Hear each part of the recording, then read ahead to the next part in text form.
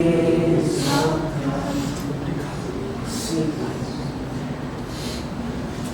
Pai, pelo privilégio que nós temos de nos reunirmos como corpo do Senhor e sermos constrangidos pela Tua presença. Os louvores que nós entoamos aqui, Jesus, obrigado pelo privilégio de estar neste lugar onde os louvores são entoados com corações tão contritos diante do Senhor. Obrigado por essa comunidade, obrigado pelos corações aqui, Jesus, que renderam louvores ao Senhor, Pai. Como é bom, Jesus, estar em um lugar onde nós somos carregados pelo peso da Tua presença, que flui como rios de águas vivas do nosso interior. Obrigado, Jesus, por este ambiente. Obrigado, Jesus, porque nós não precisamos entrar na Tua presença se nós permanecemos nela. E obrigado porque essa comunidade tem permanecido.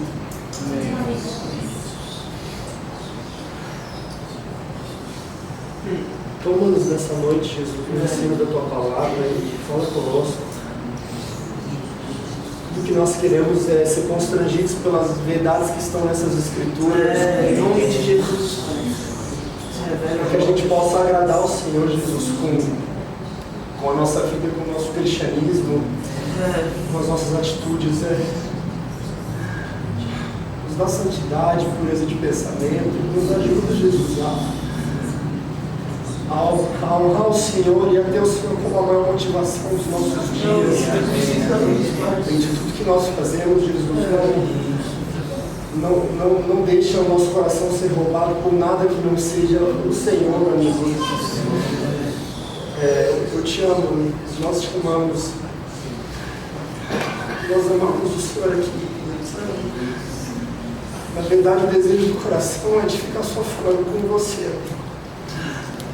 Mas nós queremos meditar e aprender algo mais sobre a Tua palavra e aplicá-la, Jesus. Então, nos dá forças para ouvir o Senhor nessa noite.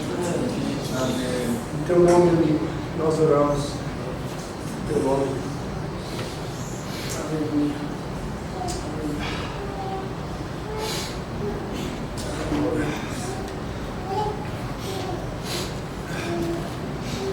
Estou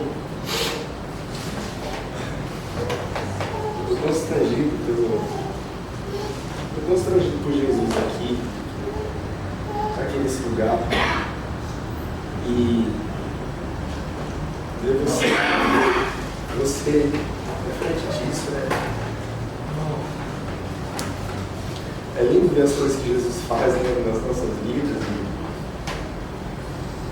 e ver que nada disso que ele faz através de nós, ou que Ele sonha através de nós, essas coisas não tem no nosso coração, né? É lindo ver que as pessoas que estão aqui se reuniram por causa dele. Ele é tão bom. Eu trocaria qualquer viagem por isso aqui que a gente está tendo agora. Qualquer missão, qualquer coisa que envolva o nome dele por isso aqui. Por cantar uns louvores que engrandeçam verdadeiramente o nome dele, por ler uma palavra que traz um ensino, que edifica a gente e nos ensina a ser melhores uns com os outros. Abra sua Bíblia em Efésios, capítulo 1.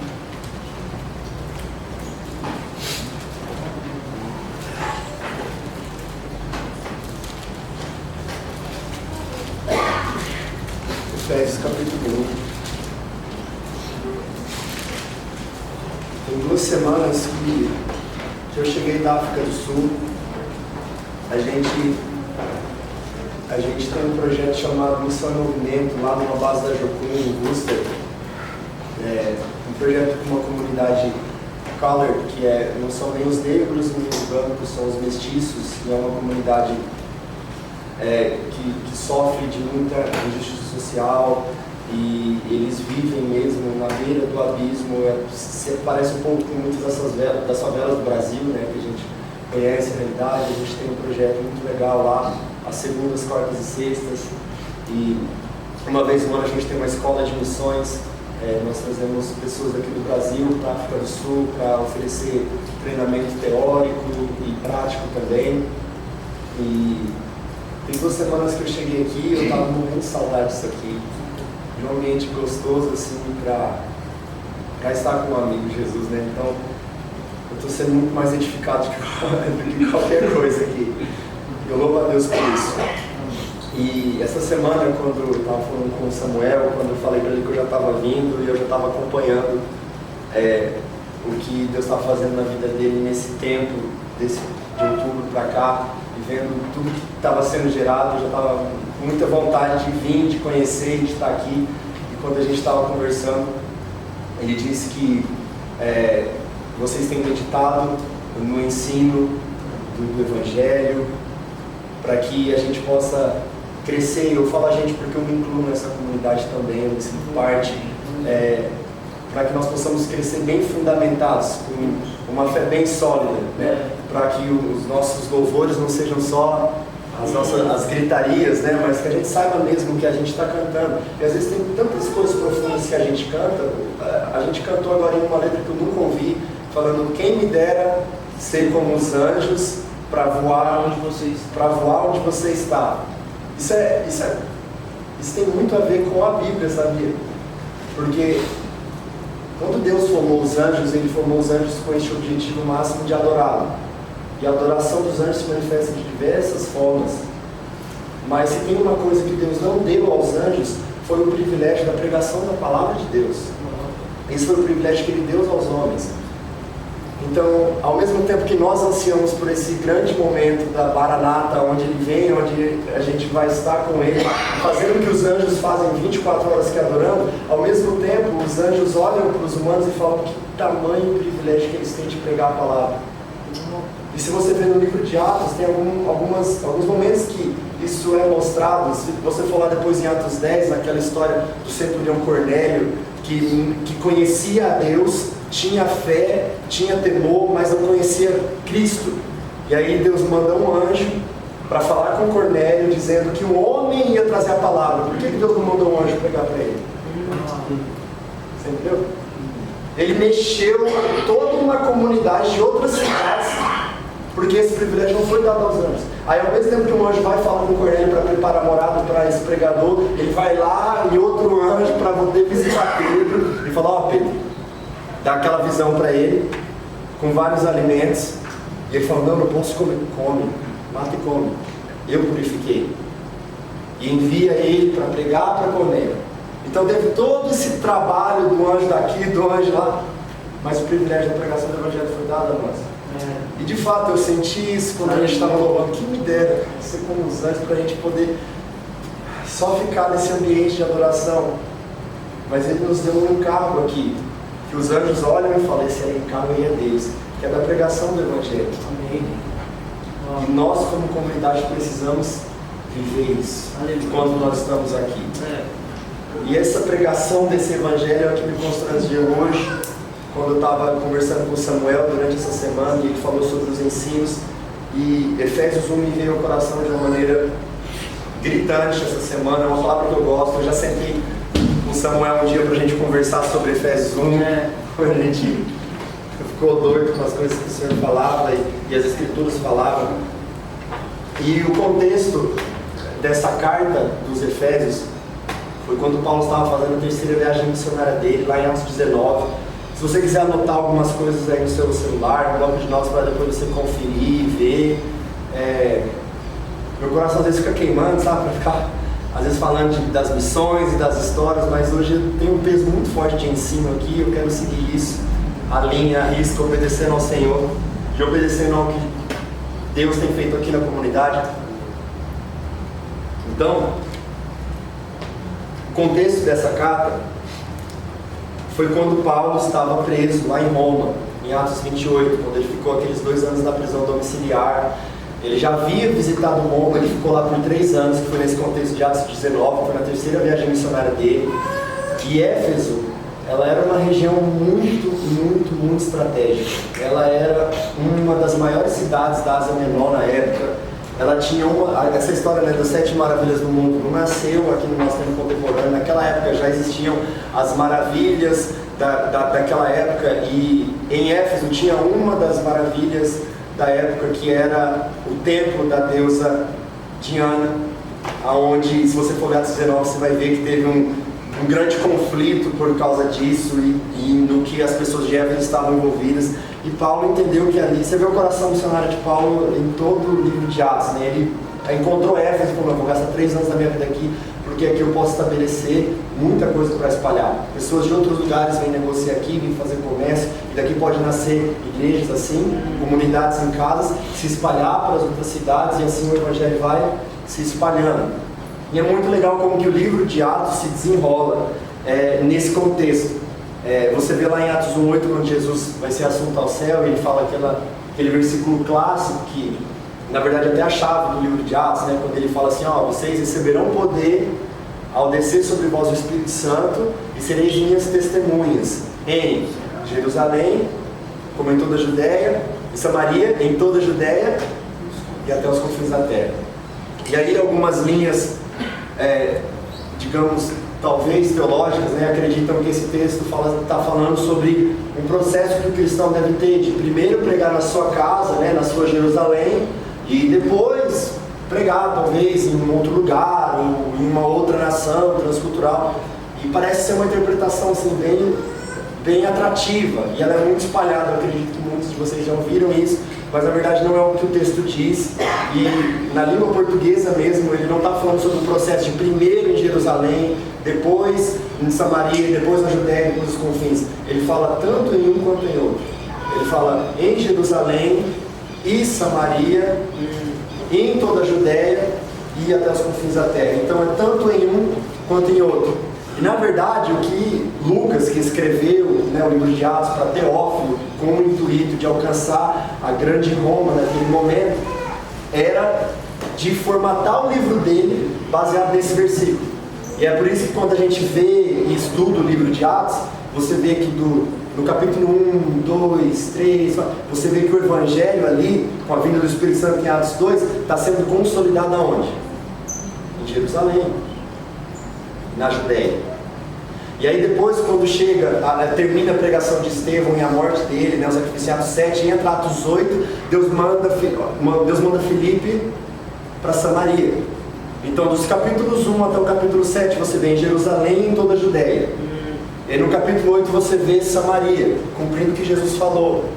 E aí quando caminha em Atos 9 com a conversão de Paulo, o estabelecimento da igreja, que é a primeira vez que eles são chamados cristãos, em Atos 11, e aí em Atos 13, essa igreja que começou comissiona os primeiros missionários, Paulo, Silas, e aí enviam Paulo para a primeira viagem missionária. Então começou a ir para onde agora? Nós estamos fazendo.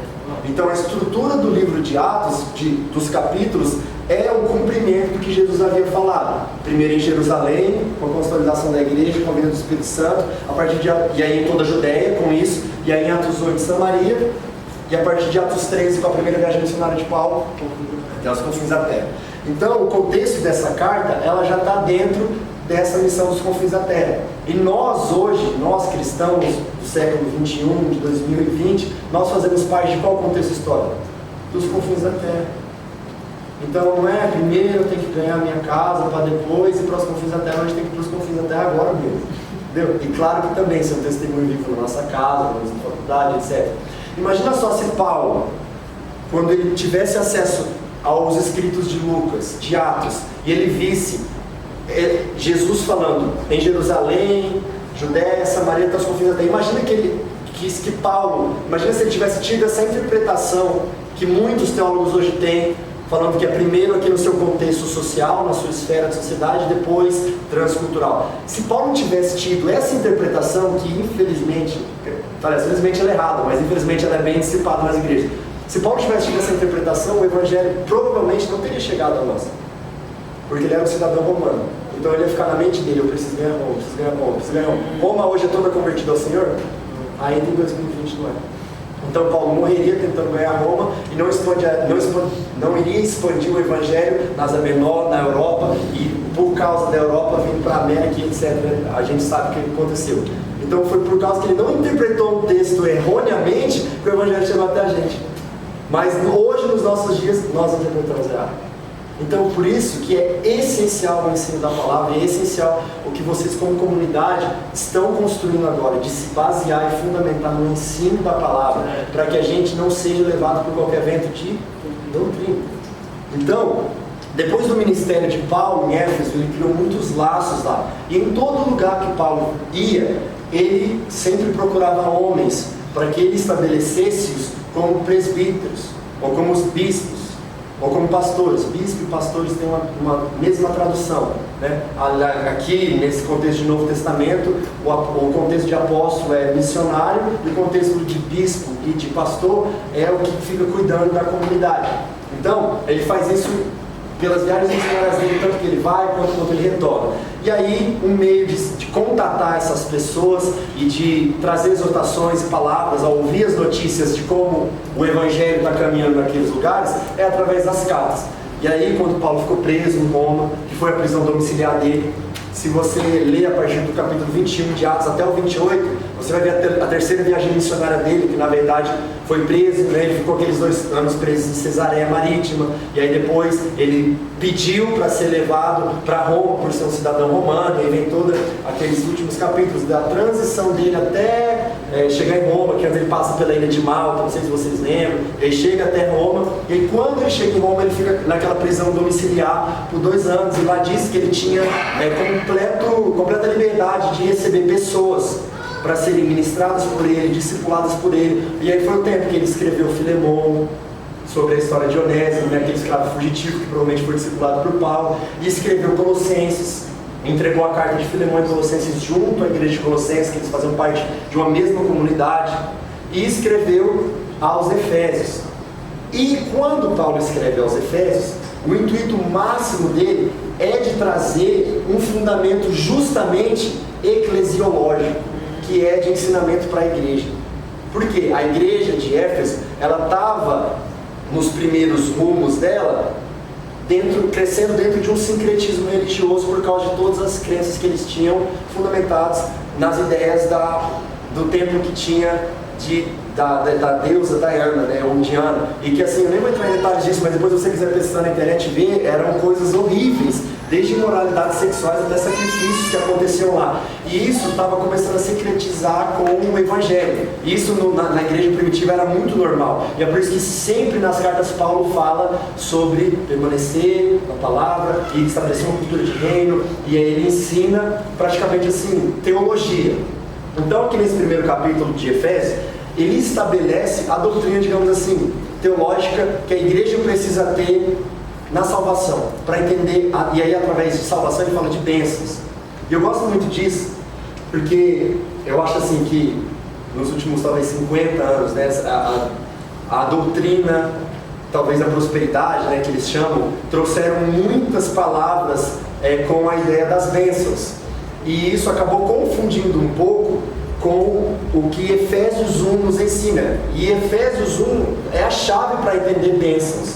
E elas não têm muito a ver com o que foi expandido nesse tempo de teologia de prosperidade, que hoje mudou de nome, né? E é chamada da teologia do coaching, e expressada mais diretamente nas igrejas como a doutrina da hipergraça, que eu também não compreendo, né? Como que uma graça pode ser hiper? Ela já é graça. Tem coisas que eu não entendo na nossa igreja brasileira. Então, eu queria que a gente lesse Efésios 1 de uma maneira mais positiva e simples, a gente meditasse nisso, amém? Amém. Efésios 1 diz assim: Paulo, apóstolo de Cristo Jesus, por vontade de Deus, aos santos que vivem em Éfeso e fiéis em Cristo Jesus, graça a vós outros e paz, da parte de Deus, nosso Pai, e do nosso Senhor Jesus Cristo. Aqui Paulo se apresenta como apóstolo de Cristo, mesmo ele estando preso. Se você for ver no primeiro capítulo de Colossenses, ou de Filemão, você vai ver que ele se apresenta como prisioneiro. Filemão especificamente, que é uma carta curta, de 25 versículos. Quando Paulo se apresenta, ele fala assim: Paulo, prisioneiro de Cristo. Ele estava preso em Roma. ainda preso em Roma, quando ele escreve aos Efésios, ele não se apresenta Paulo, prisioneiro de Cristo. Ele se apresenta Paulo, apóstolo de Cristo. Por quê? Aí que a gente começa a ver as estratégias e a sabedoria de Paulo ao se comunicar com as pessoas. E aí a gente vê que o ensino que ele vai dar aqui não é sem fundamento. É um ensino fundamentado na comunicação e relacionamento. Quando ele escreve a Filemon, ele está escrevendo sobre um escravo fugitivo. E que provavelmente tinha ido visitar Paulo, ficar por um tempo. E esse escravo era fugitivo porque não queria ser preso.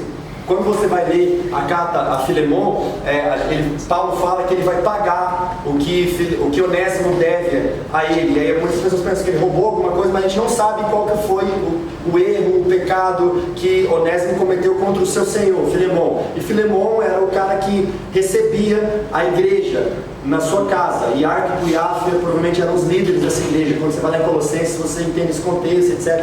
E aí, Paulo, ele entra para falar sobre um fugitivo que deveria estar preso, e é por isso que ele não se apresenta como apóstolo. Ele entra na posição daquela pessoa. Eu, prisioneiro de Cristo, junto com Onésimo.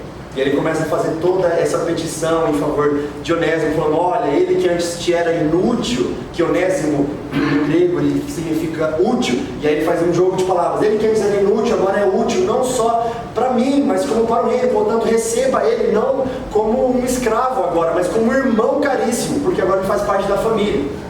E é muito, eu gosto muito dessa carta a Filemon, porque em todas as cartas paulinas, você vê que ele apresenta de uma maneira muito clara o Evangelho. O que a gente vai ler agora é a pregação do Evangelho, aqui no capítulo 1. Em todas as cartas, em algum momento, Paulo prega o Evangelho.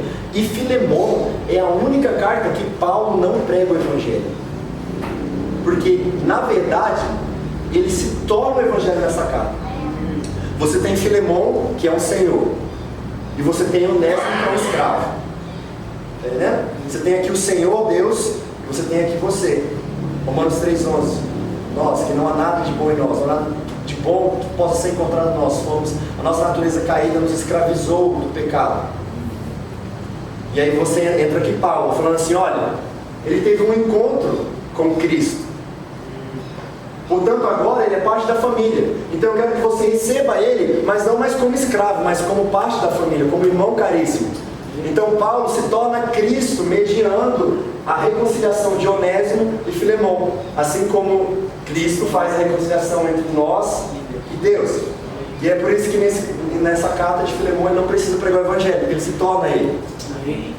E aí, quando ele escreve essas cartas e manda aos seus interessados, essa carta de Efésios, ele carrega ela com essa teologia que a igreja precisa ter acerca das bênçãos de Deus, para que as pessoas de Efésio não se confundissem mais com essas doutrinas que estavam perdurando na cidade. E aí é por isso que ele se apresenta como apóstolo, e ele fala por vontade de Deus, né?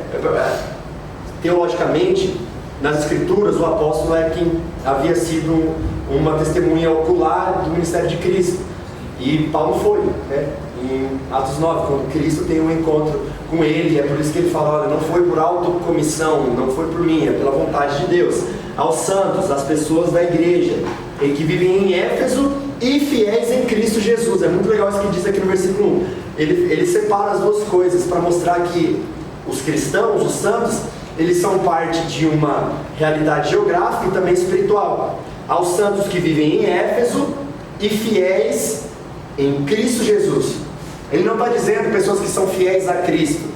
Olha a preposição aqui, é fiéis em Cristo. Se Paulo quisesse dizer que esses santos eles são fiéis à pessoa de Cristo, teria que estar escrito fiéis a Cristo. Mas está dizendo fiéis em Cristo, que eles estão sendo fiéis nesse ato de estar em Cristo.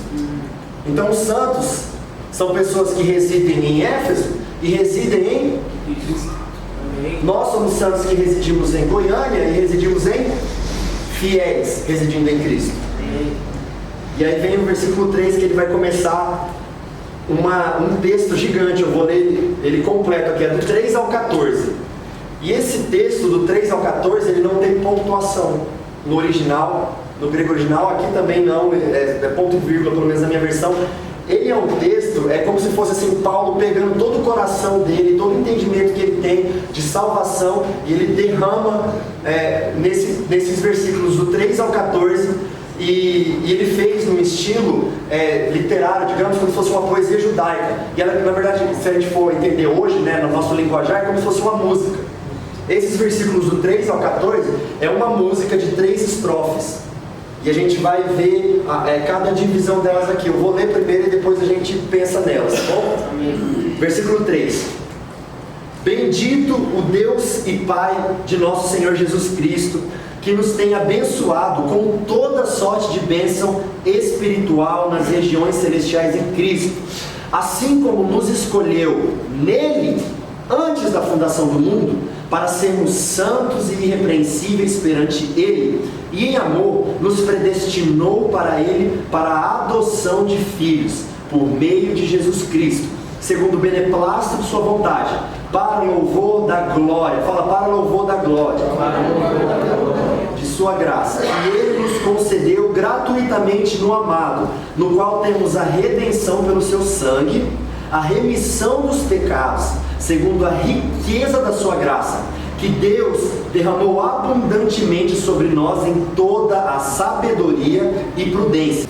O que Paulo está falando aqui? De eleição. E às vezes quando a gente vai falar de eleição, de predestinação, de salvação perde, salvação não perde, é um tema tão delicado que hoje você nem vê mais pastor pregando sobre isso, com medo de agradar ou desagradar que sejam calvinistas, arminianos ou qualquer outro vento de doutrina, né? Mas a minha intenção aqui de ser expositivo é de apresentar o que está escrito aqui. E ainda que uma linha, não uma linha teológica dentro da doutrina da salvação, que a gente chama de soteriologia, não acredite na eleição e na predestinação, eu acredito que essas pessoas de coração contrito possam dizer: eu não compreendo a eleição e a predestinação, mas a gente não pode falar que ela não é bíblica, porque a gente acabou de ler, e não é um sinônimo. Está escrito escolheu, está escrito elegeu, está escrito predestinou, e etc. E é claro que dentro disso a gente precisa entender todos os pormenores dessa eleição. Não é minha intenção entrar nisso aqui hoje, mas eu quero de alguma forma despertar vocês a pensar e orar sobre isso. Mas essa primeira bênção espiritual que está falando é uma bênção espiritual de que Deus, lá na eternidade passada, antes da fundação do mundo, já começou a formar. Então, antes dele formar o planeta Terra, e é muito legal em Gênesis 1, quando ele vai, a primeira coisa que ele vai liberar na criação dele, né, que ele fala o quê? Haja luz. E aí você vai lá em João, no capítulo 1, até o versículo 9, quando ele vai falar de João Batista e de Jesus, ele fala assim: olha, João Batista, ele não era luz, mas ele veio anunciar a verdadeira luz que ilumina os homens da terra. Quem que é a luz? Jesus. E aí em Apocalipse, lá no último capítulo de Apocalipse, no versículo 5, que ele vai falar da Nova Jerusalém, né, Pedro lá na prisão de Patmos vai falar da Nova Jerusalém, ele fala que vai chegar um momento em que a luz, que é Cristo, vai iluminar e governar todas as pessoas da terra. Então essa luz de Gênesis 1, haja luz, é quem? Cristo. É Cristo. Então no fundamento desse, não planeta Terra, né, do universo que estaria sendo gerado, é Cristo. Isso pode ser provado porque se você continuar lendo Gênesis 1, você vai ver que lá, acho que se eu não me engano, no 14º versículo, que é no 4º dia, que vai falar sobre a criação dos astros, do sol, da lua, que iluminam. Então, haja luz do versículo 1 é uma, digamos, que é um símbolo de haja Cristo.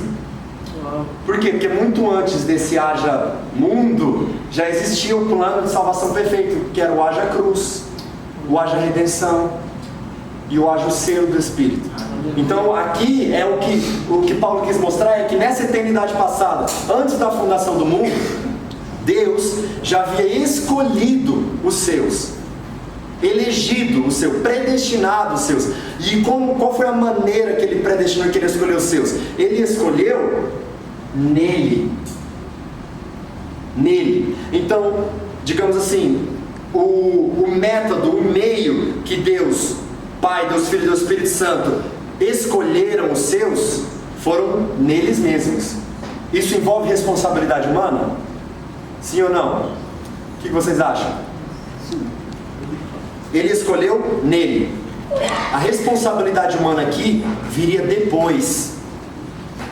Depois que o pecado cai na terra e etc. E aí o homem precisa se achegar a Deus e permanecer nele. Mas nesse primeiro momento da eternidade passada, que ele escolheu nele, não está escrito que ele escolheu nele e nos homens que viriam, ou nele e na criação. É só nele. Foi ele. Então, isso quebra um pouco uma ideia que existe de que, para tentar justificar e dar um pouquinho mais de responsabilidade na obra da salvação para o homem, que é essa ideia de que Deus previu os que iriam crer nele, e porque ele previu os que, ele predestinou os que ele previu que iria crer. Talvez ficou meio complicado, é meio assim, é como se Deus olhasse para todos os anos que viriam de história, da história do mundo, e ele visse, olha, o Samuel lá no ano X, naquele tempo ele vai crer, a Fernanda também, o Biel também, e as pessoas X e Y aqui, elas vão crer. Então ele está prevendo. Faz sentido? Ele não está escolhendo soberanamente, ele está prevendo. E ele previu que essas pessoas vão crer nele, e baseado nessa previsão é que ele predestinou. Isso faz eu pensar que a responsabilidade de salvação então está mais na fé do homem do que nessa obra de Cristo. Então, quando ele fala o texto aqui que ele nos predestinou para sermos irrepreensíveis, o texto teria que ser ao contrário. Teria que ser mais ou menos assim: por que fomos, ou por que somos santos e irrepreensíveis, ele nos predestinou nele. Você entendeu? O versículo tinha que estar ao contrário. O ser santo e irrepreensível seria a motivação de Deus nos predestinar, baseado nessa previsão que ele teria. Mas o texto não está assim. O texto está que ele escolheu nele para sermos santos e irrepreensíveis. Então, o ato de nós sermos santos e irrepreensíveis é uma causa do que foi feito soberanamente por ele. E isso não envolveu a nós. Se você quiser anotar e depois ver Romanos 3, você vai ver que nós estávamos totalmente depravados. E não, Paulo diz assim: não há ninguém que busque a Deus, não há ninguém que quer se achegar a Deus. Não existe responsabilidade humana. Não foi você que aceitou Jesus, entendeu? Você declarou ele sim como seu Senhor e Salvador, mas antes disso precisou de haver uma obra do Espírito Santo te atraindo para isso. E é isso que o texto está dizendo, que ele escolheu antes da fundação do mundo, e aí sim, para que nós sejamos santos e irrepreensíveis perante ele. Paulo continua: e em amor nos predestinou para ele, para a adoção de filhos, por meio de Jesus Cristo, segundo o beneplácito da sua vontade. Então, ele não só nos predestinou nele, nessa eternidade passada, mas ele também nos predestinou para ele, vindo aqui nessa eternidade futura, que vai ser o nosso grande encontro, como a gente cantou Maranata aqui quando ele vir. Então, nós fomos gerados nele e nós voltamos para ele. Então é como se a gente pensar de uma maneira meio dinâmica, é como se tivesse Deus aqui e ele tivesse gerado a gente nele. Então nós estávamos dentro de Deus, digamos assim, né? Sendo didático, nós já estávamos dentro de Deus, nós saímos dele, e aí nós andamos na terra. Aí depois da vinda de Jesus agora é Deus que entra dentro da gente, trocou, para que no fim nós voltamos para dentro dele. Entende esse ciclo? E isso diz respeito totalmente a uma obra que é de Deus. Imagina só o quão insuficiente seria a cruz se a responsabilidade fosse do homem para a salvação. Imagina só quão insuficiente. Por que insuficiente? Imagina só que Deus, soberano, antes da fundação do mundo, ele previu que algumas pessoas iriam crer, iriam aceitar, e ele escolheu Miguel no ano X para estar e servir a Cristo. Mas o Miguel no ano X, ele não quis. Então, a vontade do Miguel, ela foi mais soberana que a vontade de Deus. É isso possível? Não. É como se Cristo estivesse morrendo na cruz insuficientemente. É como se os pregos pregados nele, é como se ele estivesse morrendo por uma pessoa que não quer, e a obra dele não fosse suficiente para a salvação. É como se a gente quisesse mais ou menos dizer para Deus: não é assim que se faz. Você acha que isso é possível? Essa é a gravidade de uma ideia chamada sinergismo, que joga a responsabilidade de salvação no homem, quando ela é totalmente de Deus. E nós somos participantes e desfrutadores disso. E a nossa missão na Terra é de continuar encontrando aqueles que são dele. Tem um exemplo que eu gosto muito, que é do Augusto Nicodemos, é um pregador que eu gosto muito. Eu sou de uma igreja presbiteriana e eu tenho ele como uma grande referência. E num dia perguntaram para ele sobre essa questão da soberania de Deus, da responsabilidade humana. E aí ele dá um exemplo dizendo assim: imagina só, você tem uma estrada muito grande e tem várias pessoas caminhando nessa estrada. E aí eles veem um umbral numa porta gigante e eles leem assim: vinde a mim todos vós que estáis cansados, sobrecarregados, que eu vos aliviarei. Algumas pessoas olham para aquela frase e não se interessam por aquilo e vão seguir outro caminho.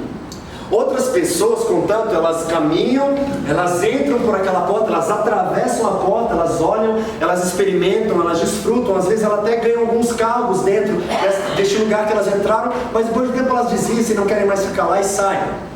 E outras, por fim, entram por aquela porta, permanecem para sempre dentro daquele ambiente, até o momento em que eles olham para trás do umbral e eles veem que estava escrito assim: só pode vir a mim quem o Pai me deu.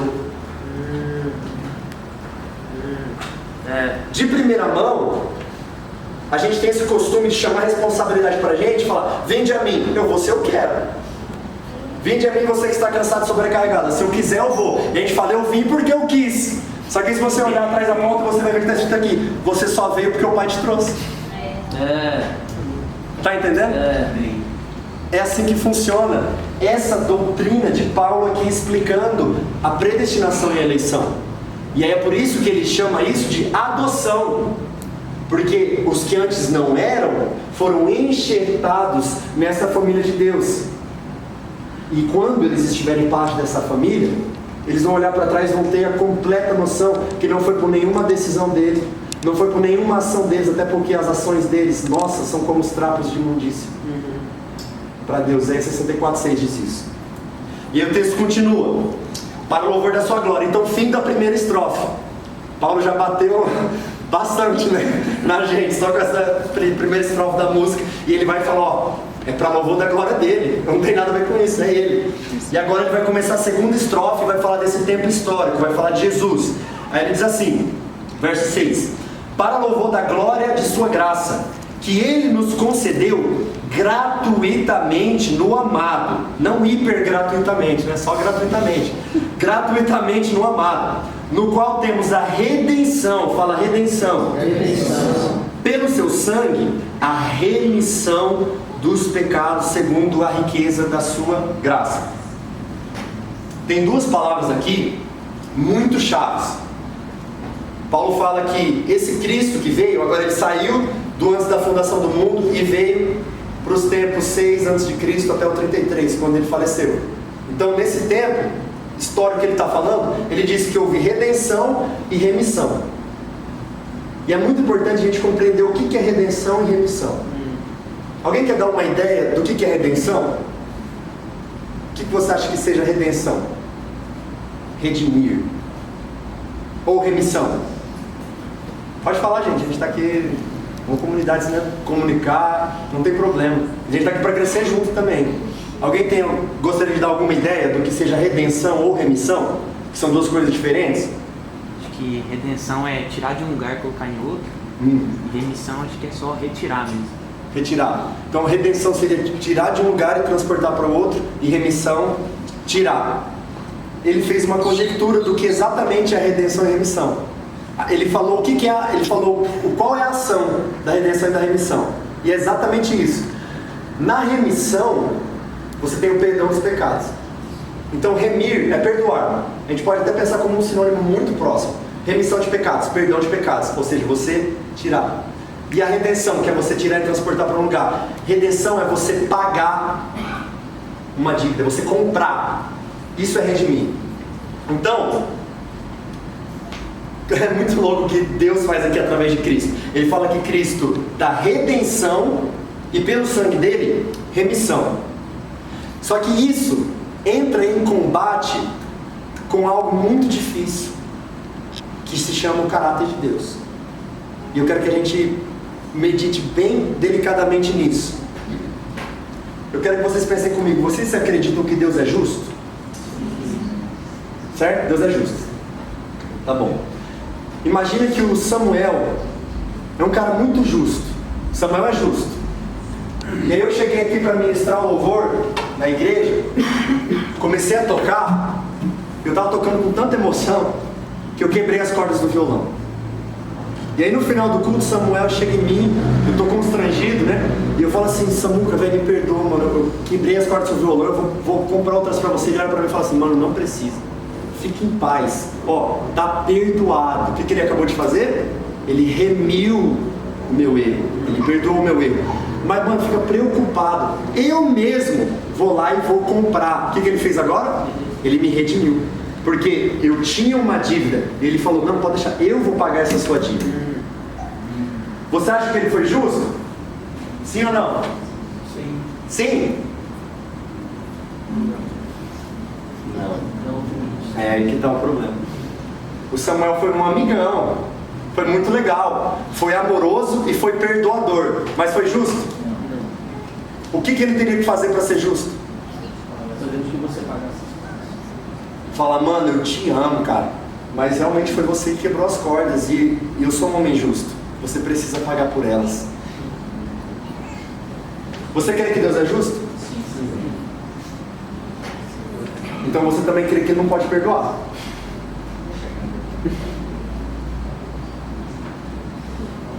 O Samuel, se ele for um homem completamente justo, ele poderia me perdoar das cordas que eu quebrei?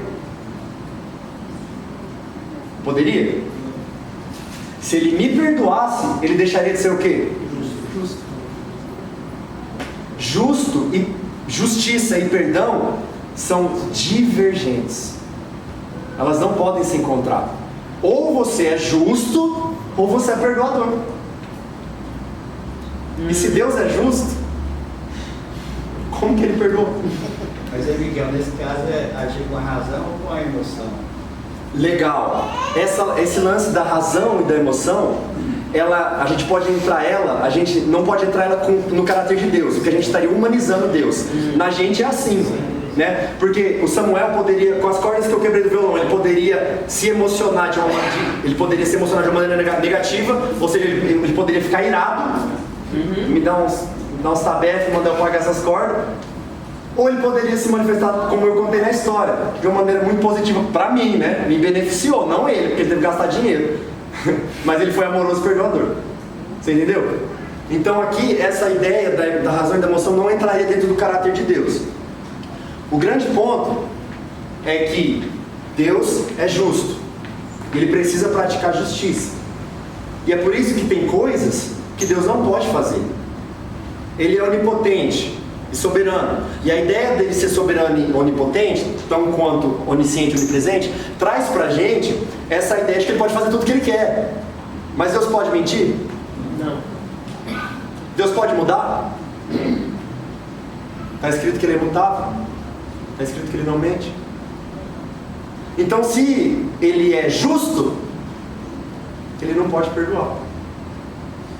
Porque se ele perdoar, ele vai estar indo contra o seu próprio caráter. E aí, nós vamos poder olhar uns para os outros e falar: não vamos seguir esse Deus, porque esse Deus é um mentiroso. Se o caráter dele está me dizendo que ele é justo, e ele está perdoando, então ele não é verdadeiro. E é por isso que nós estamos na igreja por tantos anos, gente, e a gente não entende o peso da crucificação e o peso do perdão.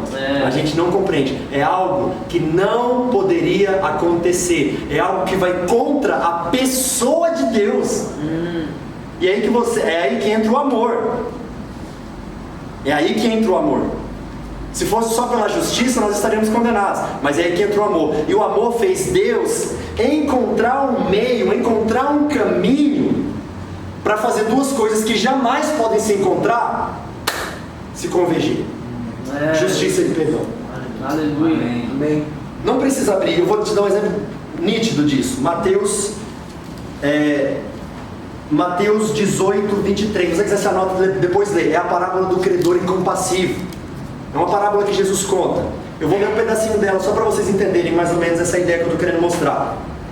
Diz assim, Jesus falando: por isso, o reino dos céus é semelhante a um rei que resolveu ajustar contas com os seus servos. E passando a fazê-lo, trouxeram-lhe um que lhe devia 10.000 talentos. Não tendo ele, porém, como que pagar, ordenou o Senhor que fosse vendido ele, a mulher, os filhos e tudo quanto possuía, e que a dívida fosse paga. Então, o servo, prostrando-se reverente, rogou: sê paciente comigo, e tudo te pagarei. E o senhor daquele servo, compadecendo-se, mandou-o embora e perdoou-lhe a dívida. Depois tem uma segunda parte da história, eu quero só ficar nessa. Aqui a gente tem duas hipérboles gigantes nessa história, dois exageros muito grandes. O primeiro exagero é da possibilidade de um homem em Jerusalém, na igreja primitiva, dever 10.000 talentos. Para você ter uma ideia, um talento é em torno de 35 quilos de ouro. Então quanto que seria 10.000 talentos? 35 mil quilos de ouro. Agora, para contextualizar, por que isso seria muito caro para aquela época?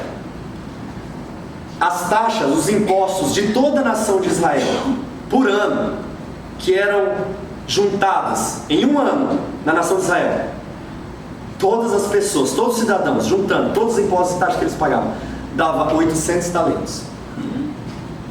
Um ano, todos os cidadãos.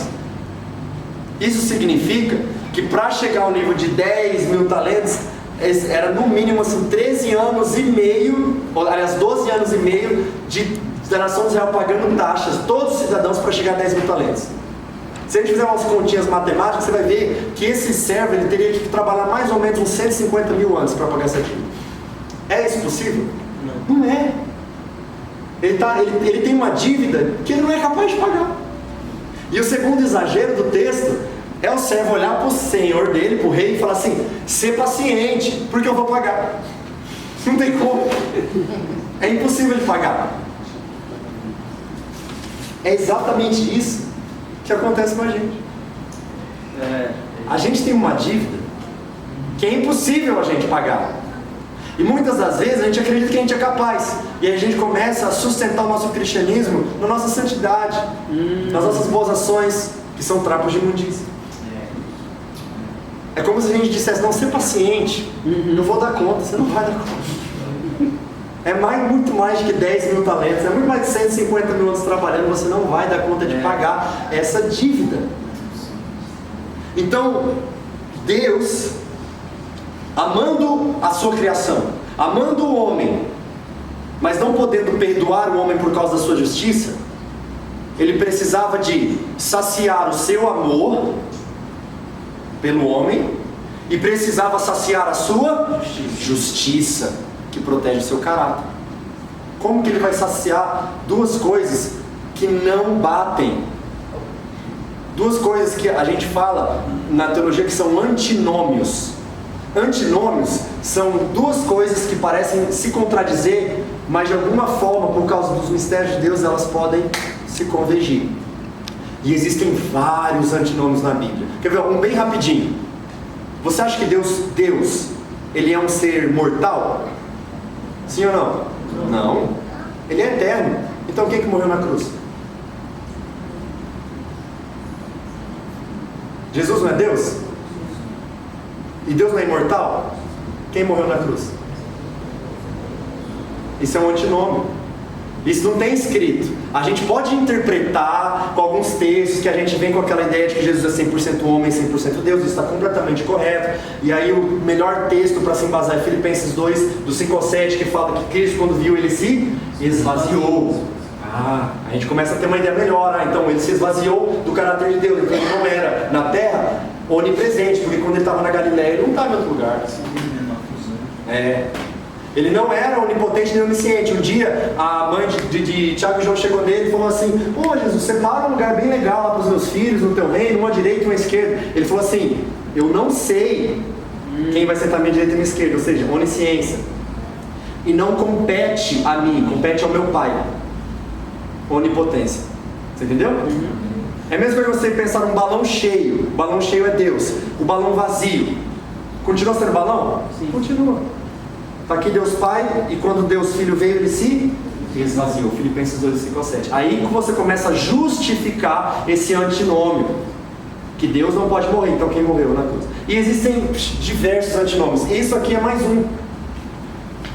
Não tem como conciliar. Então o que Deus precisava encontrar? Ele precisava encontrar um fiador. Alguém que estivesse disposto e disponível a pagar a dívida, para que então o amor dele pudesse manifestar e trazer redenção e remissão. E aí, é aí que entra a história. É aí que entra toda a história do Antigo Testamento.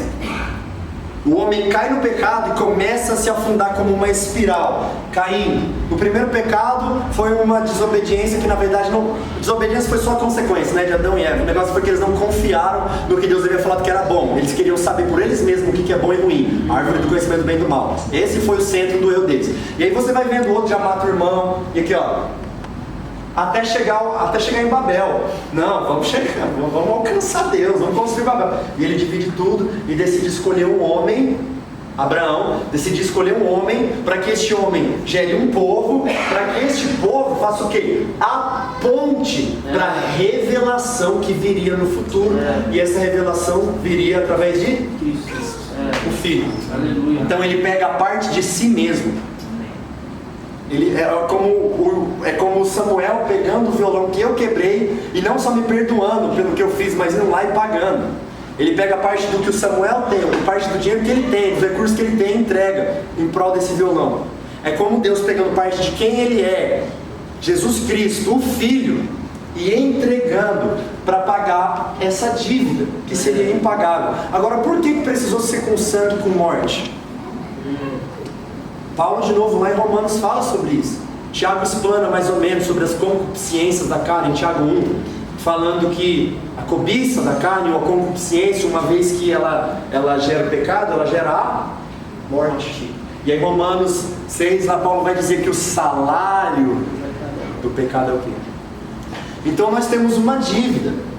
E o salário das nossas dívidas é o quê? E quem precisa morrer? Precisa ser um animal limpo, puro, imaculado, sem feridas, sem defeitos. Gênesis 3 aponta para Cristo. Quando Adão e Eva eles caem, a Bíblia fala que eles começam a coser folhas de figueiras para si. Ou seja, você já vê ali essa característica que a gente tem de tentar resolver o problema com as nossas próprias forças. Meu Deus, descobri que eu estou nu, agora eu tenho noção do que é certo, errado, bem ou mal, baseado naquilo que eu acredito. Achei isso errado, vou me proteger. Então ali, nos versículos 8 e 9, 7 e 8, Gênesis 3, eles já tinham se coberto com folhas de figueira. Mas no mesmo capítulo 3, no verso 21, fala que Deus pegou peles de um animal e os... mas eles já estavam vestidos. Mas eles estavam vestidos com aquilo que eles fizeram. O que eles fizeram funciona? Não. A responsabilidade do homem funciona na salvação? Não. Não interessa que eles cozeram folhas de figueiras para si. Não cobre nada.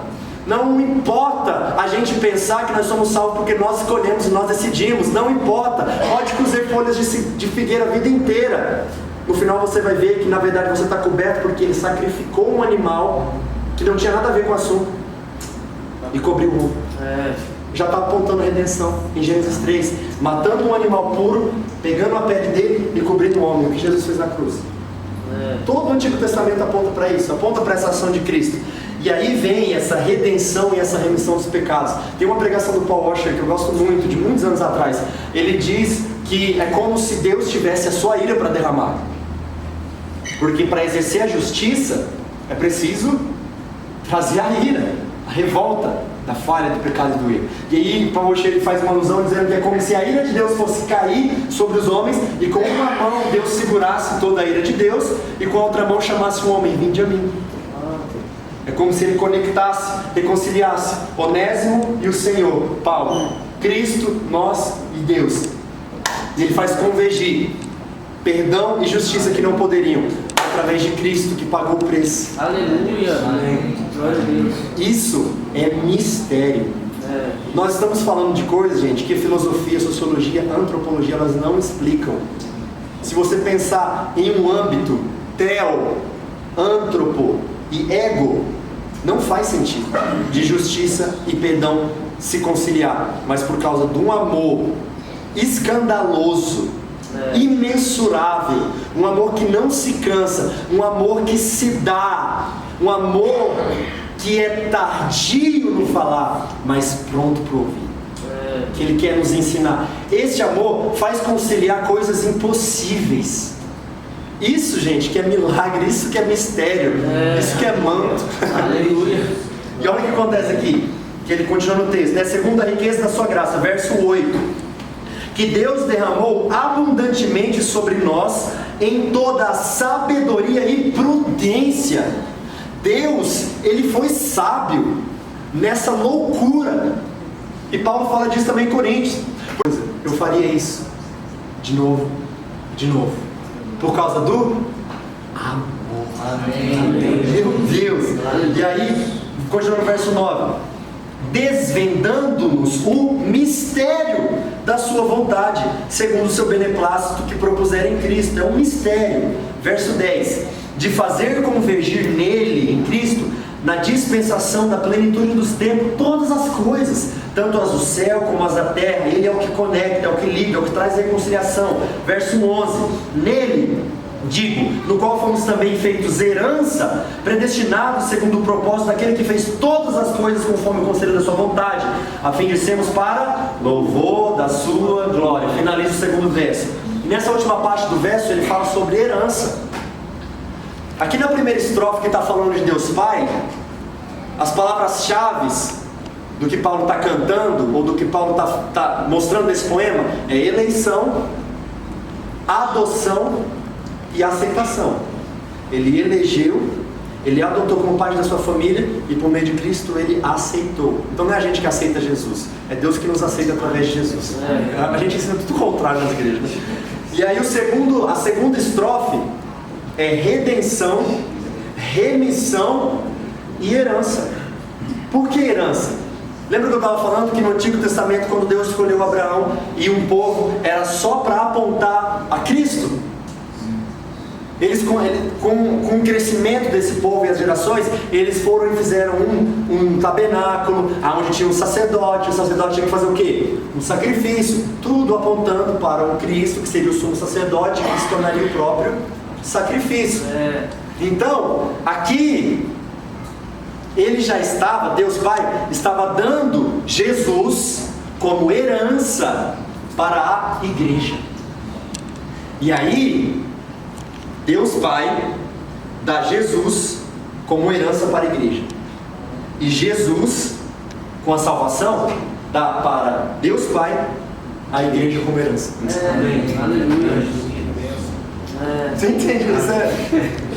Amém. Gente, a gente está falando de coisas fundamentais para a fé cristã. Fundamentais. A gente está falando sobre salvação, perdão e reconciliação. É a porta de entrada para o cristianismo. Mas é tão mais complexo do que a gente pensa. E Paulo fala de uma maneira simples, no qual fomos também feitos herança. Desde o início, Deus entregando Jesus como herança da igreja e Jesus devolvendo a igreja como herança para Deus. Tudo começa nele e termina dele. A gente cantou isso no início. E aí ele termina a segunda estrofe. Agora ele vai para a última estrofe, no verso 12. Aliás, através do verso 13. No verso 13, diz assim: em quem também vós, depois que ouvistes a palavra da verdade, o evangelho da vossa salvação, tendo nele também crido, fostes selados com o Santo Espírito da promessa, o qual é o penhor da nossa herança, até ao resgate da sua propriedade, em louvor da sua glória. Então, antes de introduzir o Espírito Santo, ele já fala qual que é o caminho para esse tal Espírito Santo. Ele fala assim, em quem também vós, depois que ouvistes a palavra de Deus. Então, para ouvir, tem que ter quem? Pregue. É o clamor de Paulo em Romanos. Romanos é um texto bem teológico também, que não tem nada a ver com o calvinismo e o arminianismo. Romanos tem a ver com judeus e gentios.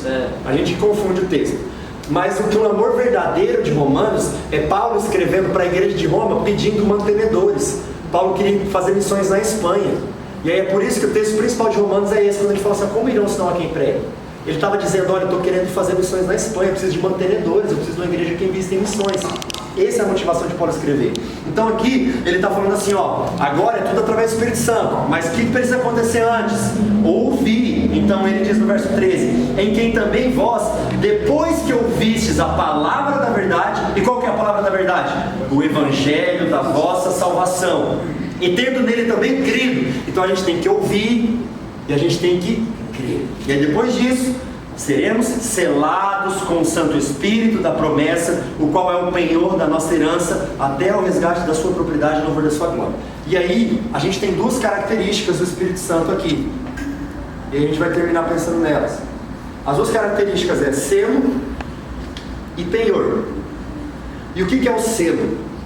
O selo tem algumas ideias dentro dele. A primeira é a que Deus, lá voltando para a primeira estrofe, na eternidade passada, elegeu a sua criação nele antes da fundação do mundo e fez todo o plano de salvação perfeito, porque ele é perfeito, e ele começou a escrever essa história.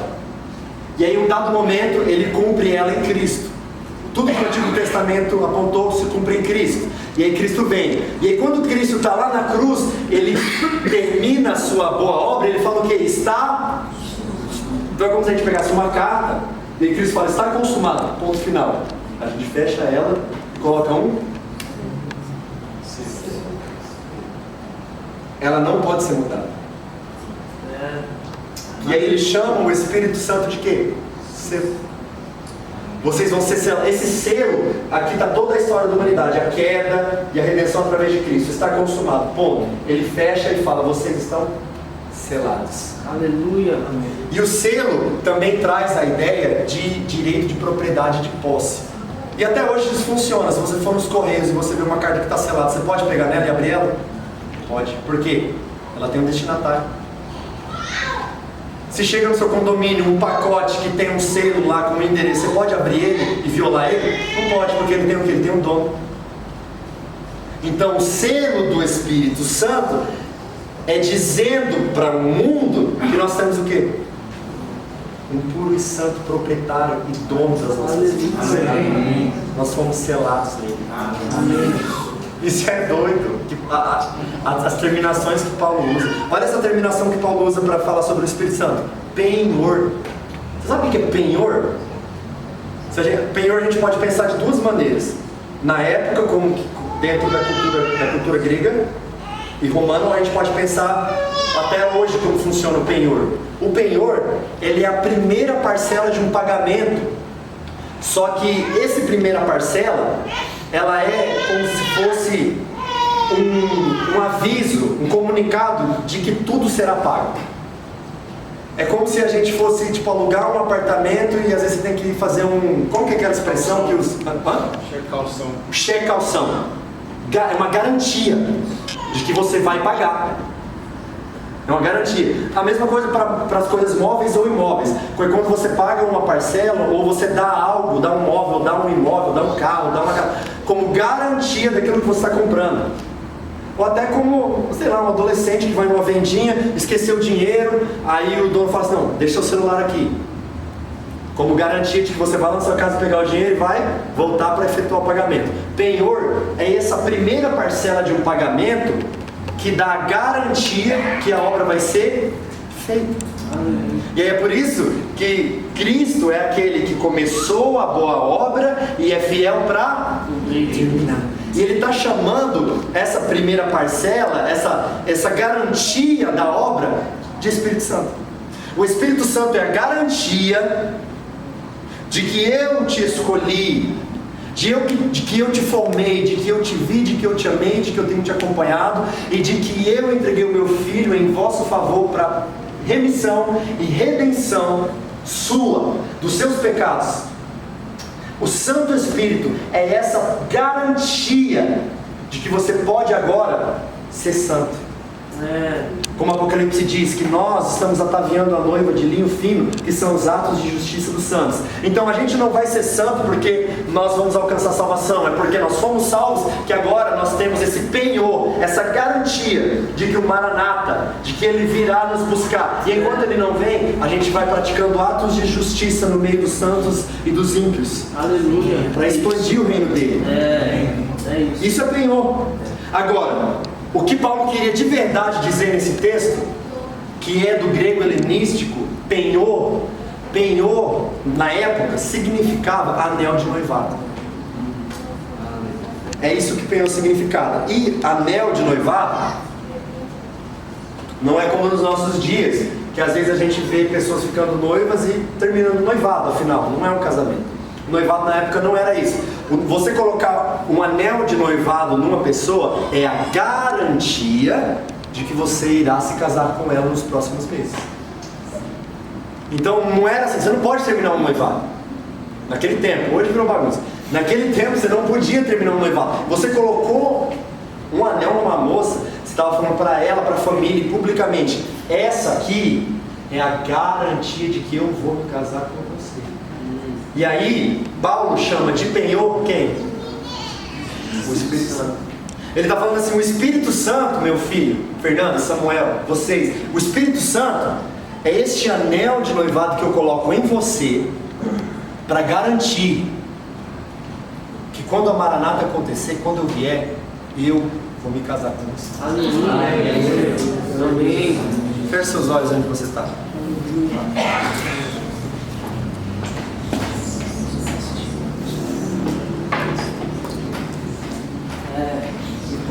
Ele colocou um anel de noivado em mim e em você. E Ele não vai quebrar esse anel de noivado